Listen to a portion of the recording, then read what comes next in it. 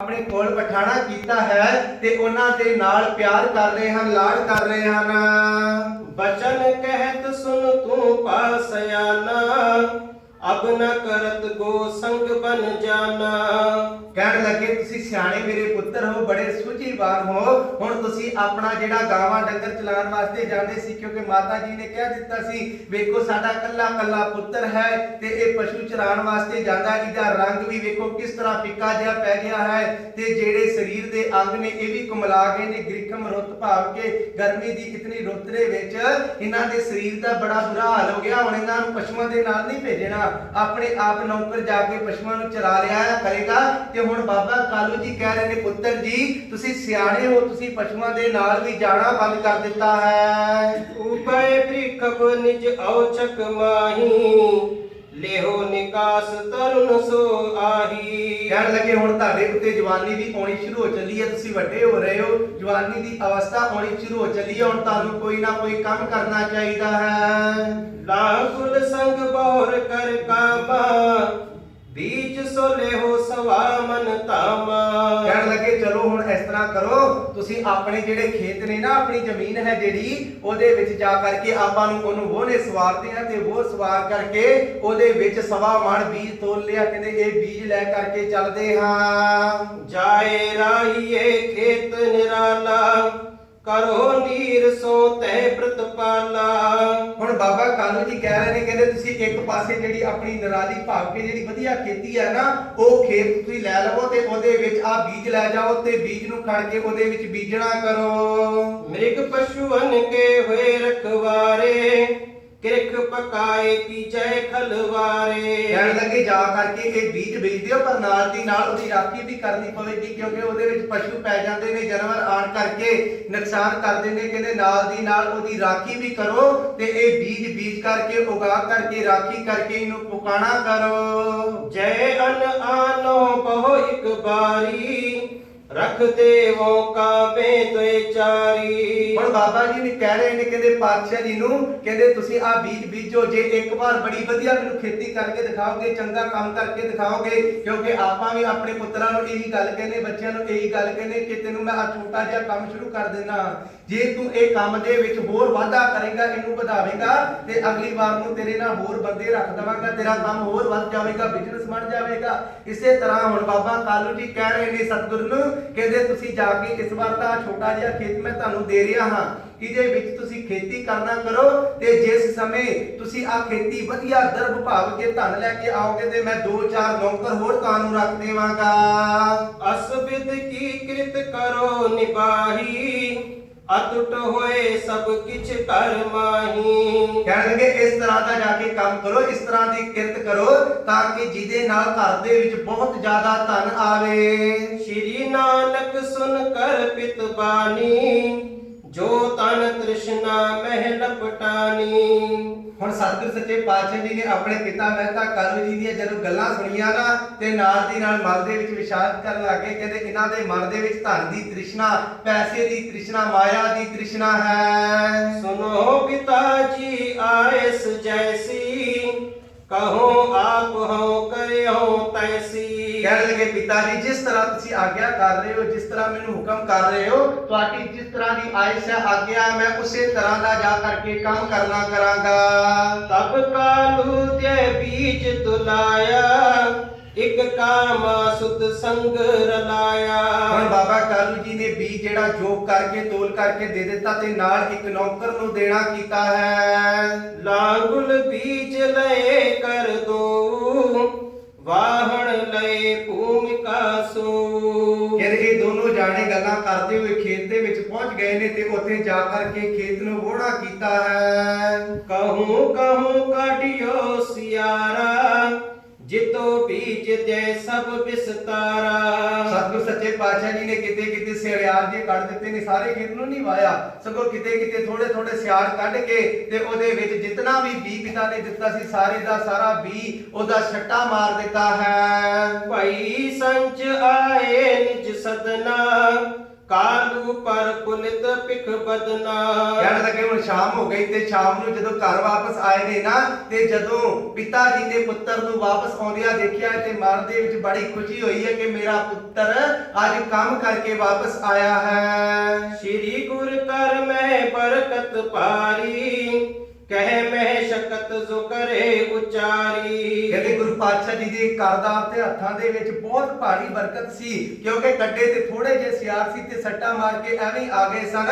ਕਹਿੰਦੇ ਪਰ ਜਦੋਂ ਮਹਿਤਾ ਕਾਲੂ ਜੀ ਨੇ ਜਾ ਕਰਕੇ ਵੇਖਿਆ ਹੈ ਦਿਵਸ ਤੀਸਰੇ ਪੀ ਸਭ ਜਾਈ ਜਨ ਅਵਨੀ ਨਿਜ ਅਨੰਤ ਜਨਾਈ। ਤੀਜੇ ਦਿਨ ਬਾਬਾ ਕਾਲੂ ਜੀ ਗਏ ਨੇ ਜਾ ਕਰਕੇ ਵੇਖਿਆ ਉਹ ਜਿਹੜੀ ਖੇਤੀ ਸੀ ਬੜੀ ਹਰੀ ਭਰੀ ਆ ਬੜਾ ਸੋਹਣਾ ਵੀ ਉਹਦੇ ਵਿੱਚ ਪੁੰਗ ਰਿਹਾ ਹੈ। ਕਾਲੂ ਜਾਏ ਕਿਰਖੀ ਜਬ ਦੇਖੀ ਸਗਨ ਉਗੀ ਪਾਮੋਦ ਵਿਸੇਖੀ। ਕਹਿਣ ਲੱਗਾ ਬਹੁਤ ਖੁਸ਼ ਹੋਇਆ ਮਨ ਦੇ ਵਿੱਚ ਕਿ ਬੜੀ ਸੰਘਣੀ ਖੇਤੀ ਉੱਗੀ ਹੈ ਬਹੁਤ ਵਧੀਆ ਖੇਤੀ ਹੁੰਦੀ ਹੈ ਇਹਦੇ ਨਾਲ ਸਾਨੂੰ ਬਹੁਤ ਧਨ ਪ੍ਰਾਪਤ ਹੋਵੇਗਾ। ਹੋਏ ਤਾਤ ਮਮ ਵਡ ਕ੍ਰਿਖਕਾਰਾ ਦਿਓ ਵਸਾਏ ਇੱਕ ਕਾਮ ਨਿਰਾਰਾ। ਤੇ ਮਨ ਦੇ ਵਿੱਚ ਨਾਲ ਦੀ ਨਾਲ ਵਿਚਾਰ ਕਰਦਾ ਆਂਦਾ ਕਹਿੰਦਾ ਮੇਰਾ ਪੁੱਤਰ ਬਹੁਤ ਸਿਆਣਾ ਹੈ ਬਹੁਤ ਵੱਡਾ ਕਿਸਾਨ ਹੈ ਬਹੁਤ ਚੰਗੀ ਤਰ੍ਹਾਂ ਇਹਨੂੰ ਸੋਚੀ ਹੈ ਖੇਤੀ ਕਰਨ ਦੀ ਵੇਖ ਕਿਤਨਾ ਸੋਹਣਾ ਇਹਨੇ ਖੇਤ ਬਣਾ ਕਰਕੇ ਬੀਜਿਆ ਤੇ ਕਿਤਨੀ ਵਧੀਆ ਖੇਤੀ ਜੰਮੀ ਹੈ। ਜੇ ਇਸੇ ਤਰ੍ਹਾਂ ਕੰਮ ਕਰਦਾ ਰਿਹਾ ਆਪਾਂ ਹੋਰ ਜ਼ਮੀਨਾਂ ਖਰੀਦ ਲਵਾਂਗੇ ਜ਼ਮੀਨਾਂ ਖਰੀਦ ਕਰਕੇ ਮੈਂ ਇਸ ਤਰ੍ਹਾਂ ਕਰਾਂਗਾ ਕਿ ਇਹਨੂੰ ਨੌਕਰ ਚਾਕਰ ਰੱਖ ਕੇ ਇੱਕ ਪਿੰਡ ਹੀ ਇਹਦੇ ਲਈ ਵਸਾ ਦਿਆਂਗਾ। ਨਿਪ ਜਾਵਨ ਤਨ ਅਨਿਕ ਬਿਦਨ ਸੋ ਅਯੋ ਕਰਤ ਚਿਤਵਨ ਨਿਜ ਮਨ ਸੋ। ਤੇ ਮਨ ਦੇ ਵਿੱਚ ਵਿਚਾਰ ਕਰਦੇ ਤੁਰੇ ਆ ਰਹੇ ਨੇ ਘਰ ਨੂੰ ਕਿ ਇਸੇ ਤਰ੍ਹਾਂ ਇਕੱਠਾ ਕਰਦਿਆਂ ਬਹੁਤ ਜ਼ਿਆਦਾ ਧਨ ਜਿਹੜਾ ਸਾਡੇ ਘਰ ਦੇ ਵਿੱਚ ਇਕੱਠਾ ਹੋ ਜਾਵੇਗਾ।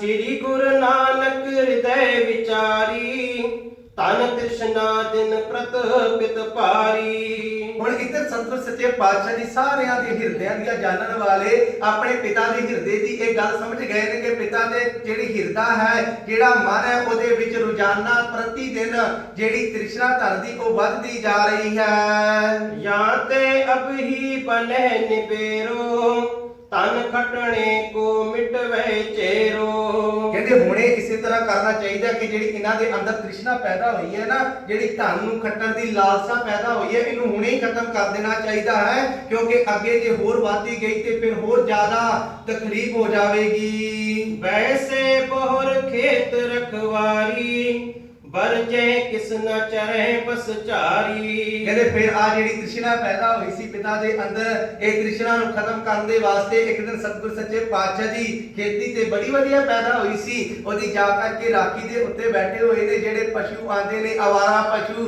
ਜਾਂ ਜਾਨਵਰ ਆਂਦੇ ਨੇ ਉਹਨਾਂ ਨੂੰ ਮੋੜਦੇ ਨਹੀਂ ਉਹਨਾਂ ਨੂੰ ਰੋਕਦੇ ਨਹੀਂ ਸਗੋਂ ਉਹਨਾਂ ਨੂੰ ਖੇਤੀ ਚੁਗੀ ਜਾਣ ਦਿੰਦੇ ਹਨ। ਰਾਸ਼ਕ ਬੜਵਾ ਗੋ ਮ੍ਰਿਗ ਬ੍ਰਿੰਦਾ ਚਰਤ ਖੇਤ ਰਹਿ ਬੈਸ ਅਨੰਤਾ।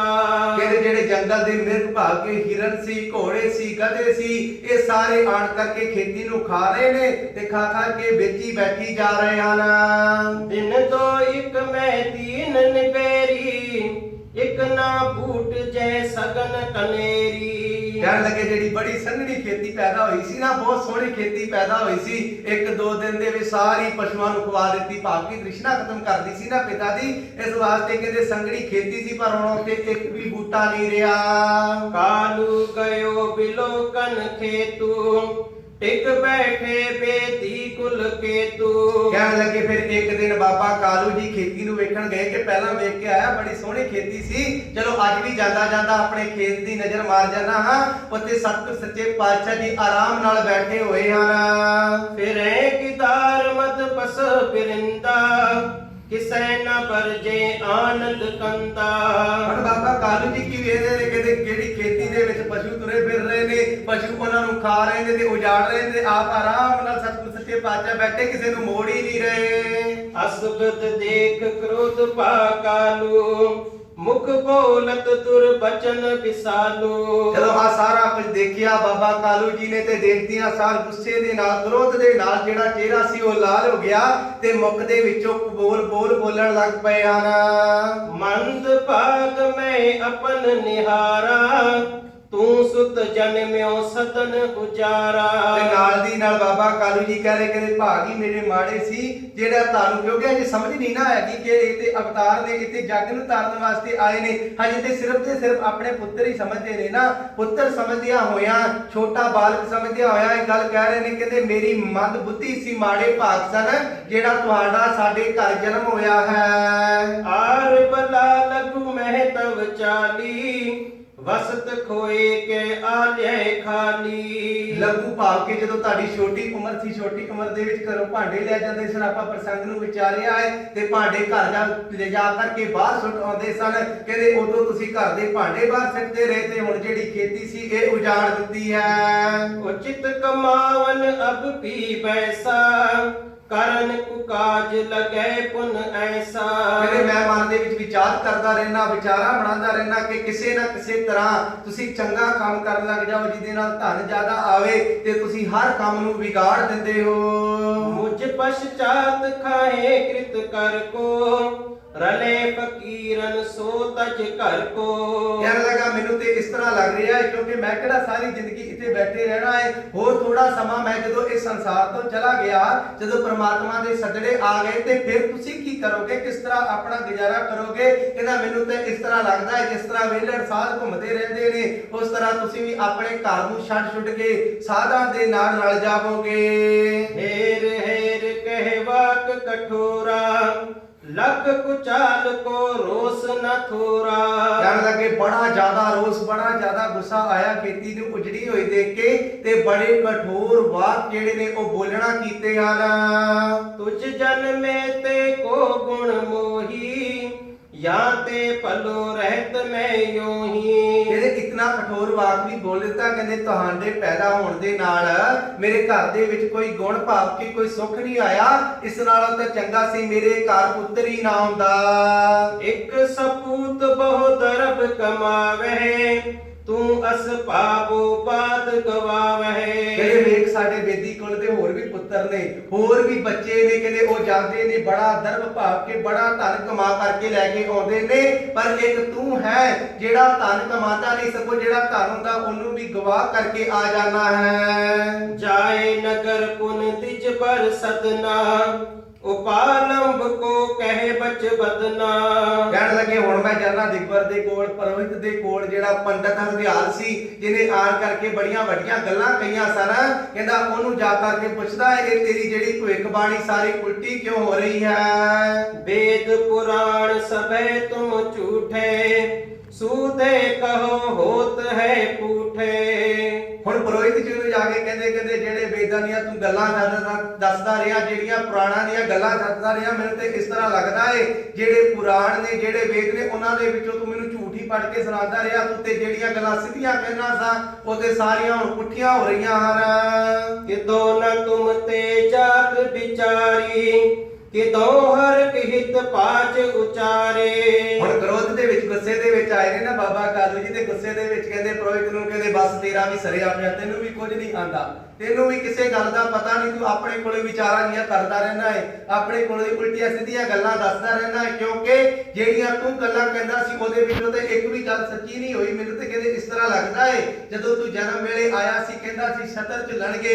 ਇਹ ਚੱਕਰਵਰਤੀ ਰਾਜਾ ਹੋਣਗੇ, ਲੋਕੀ ਇਹਨਾਂ ਦੇ ਅੱਗੇ ਝੁਕਿਆ ਕਰਨਗੇ। ਕਹਿੰਦੇ ਇਹਦੇ ਵਿੱਚੋਂ ਤੇ ਇੱਕ ਵੀ ਗੱਲ ਸੱਚੀ ਨਹੀਂ ਹੋ ਰਹੀ। ਮੈਨੂੰ ਲੱਗਦਾ ਤੂੰ ਮੈਨੂੰ ਖੁਸ਼ ਕਰਨ ਦੇ ਵਾਸਤੇ ਤੇ ਮੇਰੇ ਕੋਲ ਧਨ ਪ੍ਰਾਪਤ ਕਰਨ ਦੇ ਵਾਸਤੇ ਇਹ ਗੱਲਾਂ ਕਰਦਾ ਰਿਹਾ ਹੈ। ਭਲੀ ਛਤਰ ਕੀ ਦੀਨ ਵਡਾਈ, ਪੂਰਬ ਐਸ਼ਵਰਯ ਜਸ ਕਟਾਈ। ਕਹਿਣ ਲੱਗੇ ਚੰਗਾ ਤੂੰ ਮੈਨੂੰ ਛਤਰ ਚਲਾ ਦਿੱਤਾ ਈ, ਵੇਖ ਮੈਂ ਫਸਲ ਬਿਜਵਾਈ ਸੀ, ਉਹ ਸਾਰੀ ਦੀ ਸਾਰੀ ਫਸਲ ਉਹਨਾਂ ਨੇ ਉਜਾੜ ਦਿੱਤੀ ਹੈ। ਤੂੰ ਕਹਿੰਦਾ ਸੀ ਤੁਹਾਡਾ ਸੂਰਜ ਜਿਹੜਾ ਚੜ੍ਹੇਗਾ, ਕਹਿੰਦੇ ਮੈਨੂੰ ਤੇ ਮੇਰਾ ਆਪਣਾ ਸੂਰਜ ਡੁੱਬਦਾ ਹੋਇਆ ਨਜ਼ਰ ਆ ਰਿਹਾ ਹੈ। ਅਬ ਬੀਜਿਓ ਸਭ ਖੇਤ ਨਿਪਾਤੂ, ਪਸ਼ੂ ਚਰਵਾਏ ਨ ਕੀਨੀ ਤਰਾਤੂ। ਕਹਿੰਦੇ ਮੈਂ ਵੇਖ ਕਿਤਨੇ ਕੰਮ ਕਰਵਾਏ ਇਹਨਾਂ ਤੋਂ। ਪਹਿਲਾਂ ਪਸ਼ੂ ਚਾਰਨ ਵਾਸਤੇ ਭੇਜਿਆ ਸੀ, ਉਹਦੇ ਵਿੱਚ ਵੀ ਇਹਨਾਂ ਨੇ ਇੱਕ ਕਿਸਾਨ ਦੀ ਫਸਲ ਉਜਾੜ ਦਿੱਤੀ, ਮੈਨੂੰ ਅਲਾਮੇ ਸਹਿਣੇ ਪਏ। ਕਹਿੰਦੇ ਹੁਣ ਮੈਂ ਉਹਨਾਂ ਤੋਂ ਫਸਲ ਬਿਜਵਾਈ ਸੀ ਤੇ ਉਹ ਫਸਲ ਜਿਹੜੀ ਆ ਉਹ ਹੋਰ ਪਸ਼ੂਆਂ ਤੋਂ ਸਾਰੀ ਦੀ ਸਾਰੀ ਫਸਲ ਬਰਬਾਦ ਕਰਾ ਦਿੱਤੀ ਹੈ।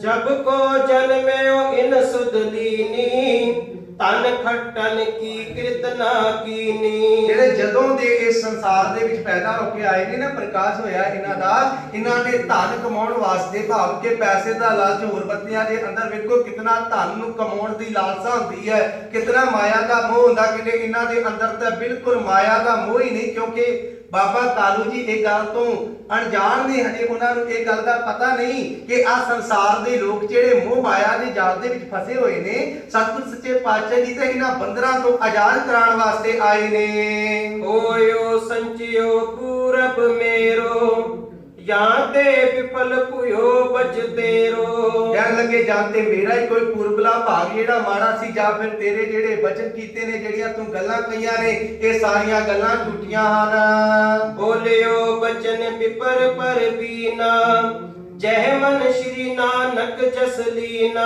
ਹੁਣ ਅੱਗੋਂ ਜਿਹੜਾ ਪੁਰੋਹਿਤ ਸੀ, ਪੰਡਤ ਦਾ ਧਿਆਲ, ਜਦੋਂ ਜਨੇਊ ਪਾਉਣ ਵਾਸਤੇ ਆਇਆ ਸੀ, ਸਤਿਗੁਰ ਸੱਚੇ ਪਾਤਸ਼ਾਹ ਜੀ ਨੇ ਉਹਨੂੰ ਉਪਦੇਸ਼ ਦਿੱਤਾ। ਉਪਦੇਸ਼ ਲੈਣ ਦੇ ਨਾਲ ਮਨ ਦੇ ਅੰਦਰ ਸ਼ਰਧਾ ਬਣ ਗਈ ਸੀ, ਇੱਕ ਪਰਮਾਤਮਾ ਦਾ ਸਿਮਰਨ ਕਰਨ ਲੱਗ ਗਿਆ ਸੀ, ਕਿਤੇ ਉਹਨੇ ਹੁਣ ਮੁਖ ਤੋਂ ਬੋਲਣਾ ਕੀਤਾ ਹੈ। ਸੁਨ ਕਾਲੂ ਤੂੰ ਮੂਲੋ ਕੂਲਾ, ਸੁਤ ਸੁਸ਼ੀਲ ਤੇ ਨਿਤ ਪ੍ਰਤਕੂਲਾ।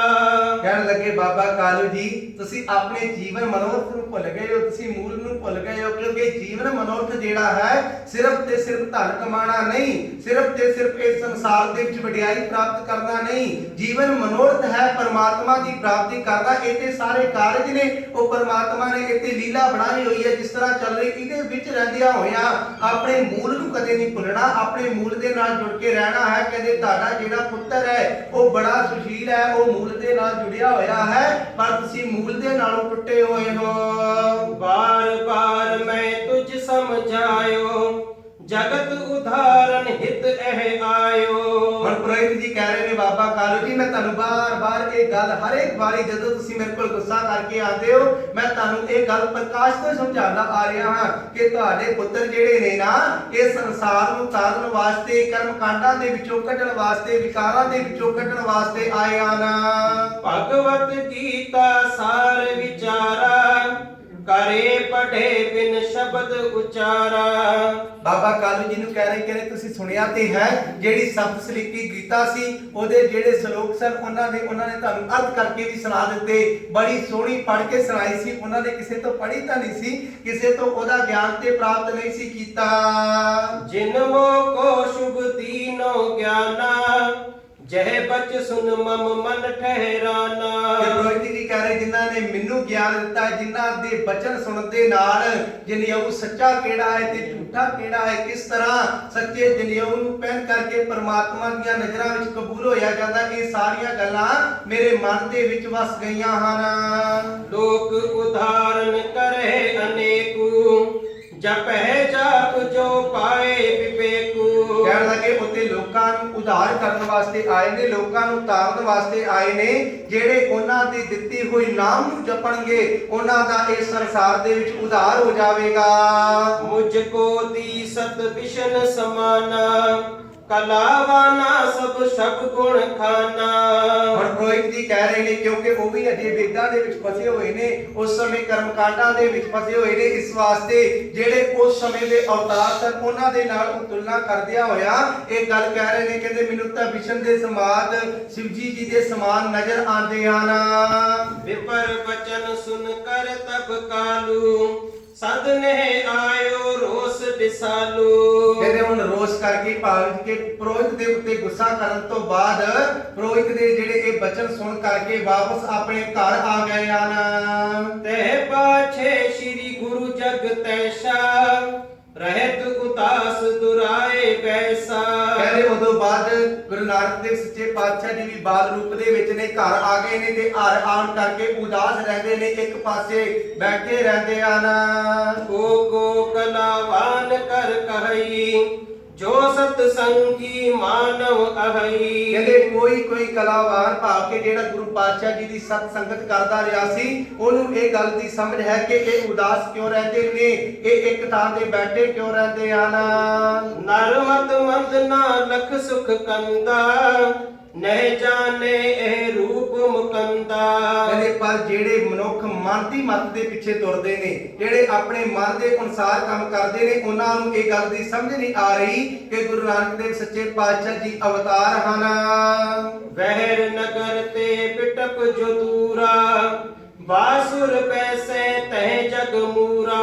ਇਹਨੇ ਨਗਰ ਤੋਂ ਬਾਹਰ ਇੱਕ ਜਿਹੜਾ ਪੇੜ ਹੈ ਨਾ, ਉਹਦੇ ਥੱਲੇ ਜਾ ਕਰਕੇ ਸਤਿਗੁਰ ਸੱਚੇ ਪਾਤਸ਼ਾਹ ਜੀ ਬੈਠ ਜਾਂਦੇ ਹਨ। ਕਾਲ ਬਿਤਾਵੇ ਰਹਿਤ ਇਕਾਕੀ, ਬੋਲਣ ਮਿਲਣ ਨਾ ਲੈ ਸੁਧ ਕਾਕੀ। ਬਹੁਤ ਜ਼ਿਆਦਾ ਸਮਾਂ ਇਕੱਲੇ ਬੈਠ ਕੇ ਬਿਤਾਉਂਦੇ ਨੇ ਤੇ ਪਰਮਾਤਮਾ ਦੀ ਯਾਦ ਦੇ ਵਿੱਚ ਜੁੜੇ ਰਹਿੰਦੇ ਨੇ, ਜ਼ਿਆਦਾ ਕਿਸੇ ਦੇ ਨਾਲ ਗੱਲ ਨਹੀਂ ਕਰਨਾ ਕਰਦੇ। ਏਕ ਦਿਵਸ ਪਾਦਪ ਦਲ ਸੁੰਦਰ, ਸਗਨ ਛਾਉ ਬੈਠੇ ਗੁਣ ਮੰਦਰ। ਕਹਿੰਦੇ ਇੱਕ ਦਿਨ ਦੀ ਗੱਲ ਹੈ ਕਿ ਇੱਕ ਰੁੱਖ ਦੀ ਬੜੀ ਸੰਘਣੀ ਛਾਂ ਸੀ ਤੇ ਉਹ ਸੰਘਣੀ ਛਾਂ ਦੇ ਵਿੱਚ ਸਤਿਗੁਰ ਸੱਚੇ ਪਾਤਸ਼ਾਹ ਜੀ ਬੈਠੇ ਹਨ। ਜਬ ਦਿਨ ਕੇ ਜੁਗ ਜਾਮ ਬਿਤਾਏ, ਦੁਖ ਮੋਚਨ ਲੋਚਨ ਅਲਸਾਏ। ਇਹ 4 ਘੜੀਆਂ ਜਦੋਂ ਦਿਨ ਬੀਤ ਗਿਆ ਨਾ, ਉਦੋਂ ਬਾਅਦ ਥੋੜੀ ਜੀ ਸਰੀਰ ਨੂੰ ਥਕਾਵਟ ਹੋਈ ਤੇ ਸਰੀਰ ਦੇ ਉੱਤੇ ਆ ਜਿਹੜੀ ਆਲਸ ਹੈ ਇਹਨੇ ਆਪਣਾ ਕਬਜ਼ਾ ਕੀਤਾ ਹੈ। ਸੁੰਦਰ ਬਸਤਰ ਵਿਛਾਏ ਵਿਛੋਨਾ, ਕੋਡੇ ਗੁਣ ਅਨਕੰਪਾ ਭੋਨਾ। ਤੇ ਆਪਣੇ ਥੱਲੇ ਇੱਕ ਸੋਹਣਾ ਜਿਹਾ ਕੱਪੜਾ ਵਿਛਾ ਕਰਕੇ ਉਹਦੇ ਉੱਤੇ ਸਤਿਗੁਰ ਸੱਚੇ ਪਾਤਸ਼ਾਹ ਜੀ ਲੇਟ ਗਏ ਹਨ। ਦੋਏ ਮਹੂਰਤ ਜਬਹਿ ਬਿਤਾਵਾ, ਚੱਲ ਗੁਲਾਰ ਤਹਿ ਮਾਰਗ ਆਵਾ। ਕਹਿੰਦੇ 2 ਘੜੀਆਂ ਹਜੇ ਬੀਤੀਆਂ ਸਨ ਤੇ ਜਿਹੜਾ ਰਾਏ ਗੁਲਾਰ ਸੀ ਜਿੱਥੇ ਸਤਿਗੁਰ ਸੱਚੇ ਪਾਤਸ਼ਾਹ ਜੀ ਲੇਟੇ ਹੋਏ ਸਨ, ਉੱਥੇ ਚੱਲ ਕਰਕੇ ਆਇਆ ਹੈ। ਵੇਖ ਅਚੰਭੈ ਮਨ ਬਿਸਮਾਨਾ, ਸ਼ੋਰ ਬਿਹਿਨ ਪਇਓ ਠਹਿਰਾਨਾ।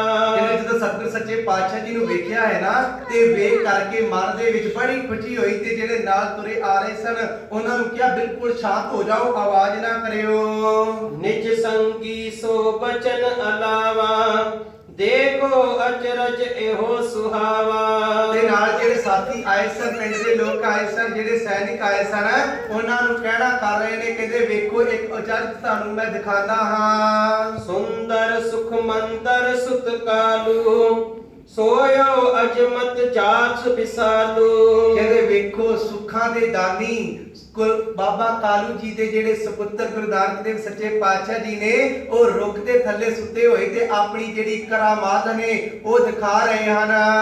ਘਰ ਕਾ ਸਭ ਪਾਦਪ ਪਰਛਾਵਾ, ਨਹੀਂ ਟਰਿਓ ਜਹ ਇਨ ਸੁਖ ਪਾਵਾ। ਕਹਿੰਦੇ ਵੇਖੋ ਆ ਜਿਤਨੇ ਵੀ ਰੁੱਖ ਨੇ ਨਾ, ਸਾਰਿਆਂ ਦਾ ਪਰਛਾਵਾਂ ਢਲ ਗਿਆ ਹੈ, ਪਰ ਜਿਹੜੇ ਰੁੱਖ ਦੇ ਥੱਲੇ ਸਤਿਗੁਰ ਸੱਚੇ ਪਾਤਸ਼ਾਹ ਜੀ ਆਰਾਮ ਕਰ ਰਹੇ ਨੇ, ਇਹਦਾ ਪਰਛਾਵਾਂ ਨਹੀਂ ਟਲਿਆ, ਉਹ ਪਰਛਾਵਾਂ ਉੱਥੇ ਹੀ ਰੁਕਿਆ ਹੋਇਆ ਹੈ। ਨਿਸ਼ਚੇ ਕਲਾਵਾਨ ਅਵਤਾਰਾ, ਰਹਿਤ ਦੁਰਾਏ ਆਪਨ ਕੋ ਸਾਰਾ। ਕਹਿੰਦੇ ਹੁਣ ਇਹਦੇ ਮਨ ਦੇ ਵਿੱਚ ਪਹਿਲਾਂ ਵੀ ਨਿਸ਼ਚਾ ਹੋ ਗਿਆ ਸੀ, ਪਹਿਲਾਂ ਵੀ ਬੜੀ ਸ਼ਰਧਾ ਆਈ ਸੀ ਜਦੋਂ ਸਰਪ ਨੂੰ ਸਤਿਗੁਰ ਸੱਚੇ ਪਾਤਸ਼ਾਹ ਜੀ ਦੇ ਸਿਰ ਦੇ ਉੱਤੇ ਛਾਂ ਕਰਦੇ ਹੋਏ ਦੇਖਿਆ ਸੀ। ਕਹਿੰਦੇ ਹੁਣ ਹੋਰ ਜ਼ਿਆਦਾ ਸ਼ਰਧਾ ਵੱਧ ਗਈ ਹੈ। ਪਾਵਕ ਬੀਚ ਪਸਮ ਕੈ ਜੈਸੇ, ਤੇਜ ਨ ਲਖਿਓ ਪਰਤ ਹੈ ਕੈਸੇ। ਕਹਿੰਦੇ ਗੁਰੂ ਨਾਨਕ ਦੇਵ ਸੱਚੇ ਪਾਤਸ਼ਾਹ ਜੀ ਦਾ ਜਿਹੜਾ ਮੁਖ ਹੈ ਉਹਦਾ ਤੇਜ ਦੇਖਿਆ ਨਹੀਂ ਜਾਂਦਾ, ਬੜਾ ਜ਼ਿਆਦਾ ਤੇਜ ਪ੍ਰਤਾਪ ਹੈ। ਪਰ ਜੇ ਲਖਣ ਹਾਰ ਹੋਏ ਕੋ, ਤਹਿ ਨਿਕਾਸ ਸੀ ਤੈ ਖੈ ਸੋ। ਕਹਿੰਦੇ ਜੇ ਕਿਸੇ ਦੇ ਮਨ ਦੀ ਐਸੀ ਅਵਸਥਾ ਬਣ ਜਾਵੇ, ਜਿਹੜਾ ਸਤਿਗੁਰ ਸੱਚੇ ਪਾਤਸ਼ਾਹ ਜੀ ਦੇ ਗੁਣਾਂ ਨੂੰ ਜਾਣਨਾ ਚਾਹਵੇ, ਜਿਹੜਾ ਸਤਿਗੁਰ ਸੱਚੇ ਪਾਤਸ਼ਾਹ ਜੀ ਦੀ ਪਾਵਨ ਬਾਣੀ ਨੂੰ ਪੜ੍ਹਦਾ ਹੈ, ਜਿਹੜਾ ਸਤਿਗੁਰ ਸੱਚੇ ਪਾਤਸ਼ਾਹ ਜੀ ਦੇ ਗੁਰ ਇਤਿਹਾਸ ਦੀ ਵਿਚਾਰ ਕਰਦਾ ਹੈ, ਕਹਿੰਦੇ ਉਹ ਤੂੰ ਸਾਹਮਣੇ ਬਿਲਕੁਲ ਪ੍ਰਤੱਖ, ਕਿਉਂਕਿ ਪਾਤਸ਼ਾਹ ਜੀ ਨੇ ਕਿਹਾ ਹੈ ਬਾਣੀ ਗੁਰੂ, ਗੁਰੂ ਹੈ ਬਾਣੀ, ਵਿੱਚ ਬਾਣੀ ਅੰਮ੍ਰਿਤ ਸਾਰੇ, ਗੁਰ ਬਾਣੀ ਕਹਿ ਸੇਵਕ ਜਨ ਮਾਨੈ, ਪ੍ਰਤੱਖ ਗੁਰੂ ਨਿਸਤਾਰੇ। ਹੁਣ ਆਪਾਂ ਕਈ ਦਿਨਾਂ ਤੋਂ ਜਿਹੜੀ ਬਾਲ ਲੀਲਾ ਉਹਦੀ ਕਥਾ ਕਰ ਰਹੇ ਹਾਂ, ਤੇ ਬਾਲ ਲੀਲਾ ਦੇ ਵਿੱਚ ਕਵੀ ਸੰਤੋਖ ਸਿੰਘ ਜੀ ਨੇ ਜਿਸ ਤਰ੍ਹਾਂ ਉਹਨਾਂ ਦੇ ਚਲਿਤ ਰਸੇ ਨੇ, ਜਿਸ ਤਰ੍ਹਾਂ ਉਹ ਖੇਡ ਕਰਦੇ ਸਨ, ਲੀਲਾ ਕਰਦੇ ਸਨ, ਇਸ ਤਰ੍ਹਾਂ ਪ੍ਰਤੀਤ ਹੁੰਦਾ ਜਿਸ ਤਰ੍ਹਾਂ ਸਤਿਗੁਰ ਸੱਚੇ ਪਾਤਸ਼ਾਹ ਜੀ ਸਾਡੇ ਬਿਲਕੁਲ ਸਾਹਮਣੇ ਹੀ ਉਹ ਸਾਰੀਆਂ ਖੇਡਾਂ ਕਰ ਰਹੇ ਹੋਣ, ਉਹ ਸਾਰੇ ਚਲਤ ਸਾਡੇ ਸਾਹਮਣੇ ਹੋ ਰਹੇ ਹੋਣ। ਕਿਉਂਕਿ ਜਦੋਂ ਬਿਰਤੀ ਨੂੰ ਟਿਕਾ ਕਰਕੇ ਮਨ ਦੀ ਇਕਾਗਰਤਾ ਹੋ ਜਾਵੇ ਤੇ ਜਦੋਂ ਇਤਿਹਾਸ ਨੂੰ ਸਰਵਣ ਕੀਤਾ ਜਾਵੇ, ਤੇ ਕਹਿੰਦੇ ਕਵੀ ਜੀ ਕਹਿ ਰਹੇ ਨੇ, ਕਹਿੰਦੇ ਫਿਰ ਸਤਿਗੁਰ ਸੱਚੇ ਪਾਤਸ਼ਾਹ ਜੀ ਦੇ ਬਿਲਕੁਲ ਸਾਹਮਣੇ ਪ੍ਰਤੱਖ ਨਜ਼ਰ ਆ ਜਾਂਦੇ ਨੇ। ਕਿਉਂਕਿ ਇੱਕ ਹੈ ਜਿਹੜਾ ਮਨ ਪ੍ਰਵਾਨ, ਜਿਤਨੀ ਦੇਰ ਮਨ ਨਹੀਂ ਡਿੱਗਦਾ ਉਤਨੀ ਦੇਰ ਸਤਿਗੁਰ ਸੱਚੇ ਪਾਤਸ਼ਾਹ ਜੀ ਦੇ ਦੀਦਾਰ ਨਹੀਂ ਹੁੰਦੇ। ਪਰ ਜੇ ਕਿਤੇ ਮਨ ਟਿਕ ਕਰਕੇ ਜਪਜੀ ਸਾਹਿਬ ਦੀ ਪਾਵਨ ਬਾਣੀ ਗੁਰੂ ਨਾਨਕ ਦੇਵ ਸੱਚੇ ਪਾਤਸ਼ਾਹ ਜੀ ਦੇ ਇਤਿਹਾਸ ਨੂੰ ਸਰਵਣ ਕੀਤਾ ਜਾਵੇ ਤੇ ਕਹਿੰਦੇ ਫਿਰ ਸਤਿਗੁਰ ਸੱਚੇ ਪਾਤਸ਼ਾਹ ਜੀ ਦੇ ਪ੍ਰਤੱਖ ਦਰਸ਼ਨ ਹੁੰਦੇ ਨੇ। ਤੇ ਜਿਨ੍ਹਾਂ ਨੇ ਸਤਿਗੁਰ ਪਾਤਸ਼ਾਹ ਜੀ ਦੇ ਪ੍ਰਤੱਖ ਦਰਸ਼ਨ ਕਰ ਲਏ, ਭਾਵ ਕਿ ਜਿਨ੍ਹਾਂ ਨੇ ਬਾਣੀ ਨੂੰ ਪੜ ਲਿਆ, ਉਹਨਾਂ ਦੇ ਕਹਿੰਦੇ ਜਿਹੜੇ ਅਨੇਕਾਂ ਦੁੱਖ ਨੇ, ਕਸ਼ਟ ਨੇ, ਮੁਸੀਬਤਾਂ ਨੇ, ਸਾਰੀਆਂ ਨਿਵਾਰਨ ਹੋ ਜਾਂਦੀਆਂ ਨੇ, ਸਾਰੀਆਂ ਦੂਰ ਹੋ ਜਾਂਦੀਆਂ ਨੇ। ਸੋ ਅੱਜ ਆਪਾਂ ਸਤਿਗੁਰ ਸੱਚੇ ਪਾਤਸ਼ਾਹ ਜੀ ਕਿਸ ਤਰ੍ਹਾਂ ਖੇਤ ਦੇ ਵਿੱਚ ਜਾ ਕਰਕੇ ਬੀਜ ਬੀਜਦੇ ਨੇ, ਕਿਸ ਤਰ੍ਹਾਂ ਉੱਥੇ ਦਰਖਤ ਦੇ ਥੱਲੇ ਆਰਾਮ ਕਰਦੇ ਨੇ ਤੇ ਦਰਖਤ ਦਾ ਜਿਹੜਾ ਪਰਛਾਵਾਂ ਉਹ ਢਲਦਾ ਨਹੀਂ ਤੇ ਰਾਏ ਬੁਲਾਰ ਜਿਹੜਾ ਆ ਕੇ ਤਲਵੰਡੀ ਦੇ ਵਿੱਚ ਸਾਰਿਆਂ ਨੂੰ ਇਹ ਗੱਲ ਦੱਸਦਾ ਹੈ ਤੇ ਸਾਰਿਆਂ ਦੇ ਵਿੱਚ ਸਤਿਗੁਰ ਸੱਚੇ ਪਾਤਸ਼ਾਹ ਜੀ ਦਾ ਜਸ ਹੋਣਾ ਸ਼ੁਰੂ ਹੋ ਜਾਂਦਾ ਹੈ। ਹੁਣ ਜਿਹੜਾ ਕੱਲ ਨੂੰ ਪ੍ਰਸੰਗ ਚੱਲੇਗਾ, ਕੱਲ ਨੂੰ ਪ੍ਰਸੰਗ ਦੇ ਵਿੱਚ ਹੋਵੇਗਾ ਕਿਸ ਤਰ੍ਹਾਂ ਮਾਤਾ ਉਹਨਾਂ ਨੂੰ ਕਹਿੰਦੀ ਹੈ ਤੁਸੀਂ ਚੁੱਪ ਕਿਉਂ ਰਹਿੰਦੇ ਹੋ, ਤੁਹਾਨੂੰ ਕੋਈ ਰੋਗ ਤਾਂ ਨਹੀਂ ਲੱਗ ਗਿਆ, ਤੁਹਾਡੇ ਤਨ ਦੇ ਉੱਤੇ ਕੋਈ ਕਸ਼ਟ ਤਾਂ ਨਹੀਂ ਆ ਗਿਆ। ਫਿਰ ਜਿਹੜਾ ਹਰਦਾਸ ਵੇਦ ਹੈ, ਜਿਹੜਾ ਵੈਦ ਹੈ, ਜਿਹੜਾ ਇਲਾਜ ਕਰਦਾ ਹੈ, ਉਹ ਹਰਦਾਸ ਆਵੇਗਾ ਤੇ ਉਹ ਜਿਹੜਾ ਪ੍ਰਸੰਗ ਉਹਦੀ ਕੱਲ ਨੂੰ ਵਿਚਾਰ ਕਰਾਂਗੇ। ਸੋ ਇਤਨੀਆਂ ਕਿ ਬੇਨਤੀਆਂ ਪ੍ਰਵਾਨ ਹੋਈਆਂ, ਭੁੱਲਾਂ ਚੁੱਕਾਂ ਦੀ ਖਿਮਾ ਪ੍ਰਵਾਨ ਨੂੰ ਫਤਿਹ। ਵਾਹਿਗੁਰੂ ਜੀ ਕਾ ਖਾਲਸਾ, ਵਾਹਿਗੁਰੂ ਜੀ ਕੀ ਫਤਿਹ।